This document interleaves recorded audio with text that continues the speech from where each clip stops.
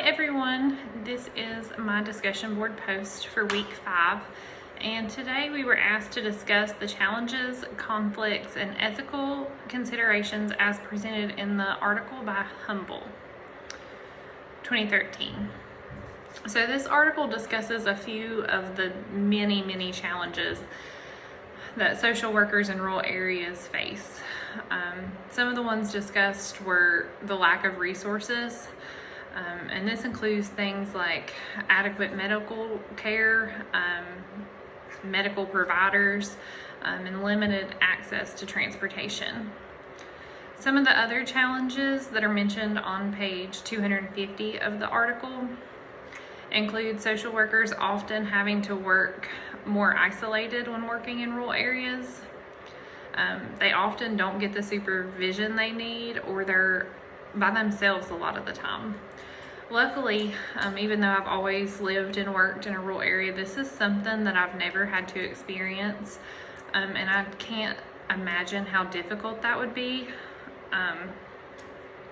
I've had really great supervision, really great bosses who are available to me whenever, and I can't imagine doing social work and doing what we do without having their support and the support of just my coworkers. So the article also discusses several ethic conflicts and considerations to be aware of when working in small communities, such as setting boundaries. And I personally believe this is one of the biggest things when working in small communities. On page 151, it discusses that there must be clear expectations and boundaries for when you run into someone in the community.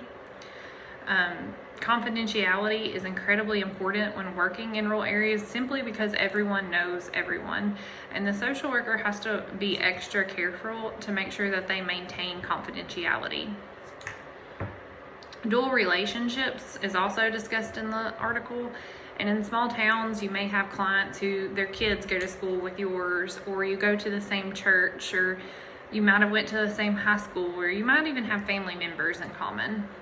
And dual relationships can be really tricky, and I found it really interesting that the article mentioned that this could be a positive thing, because it gives you a personal view of the person in the environment. And I have always kind of thought dual relationships were not good. I never really, we try to avoid them at all costs. We'll put that individual with somebody else. So it was interesting to read that there is a positive side to it that I had never really thought about. Dual relationships can create a lot of blurred lines, and this is when boundaries come back into play, and you have to set really good boundaries. Thank you.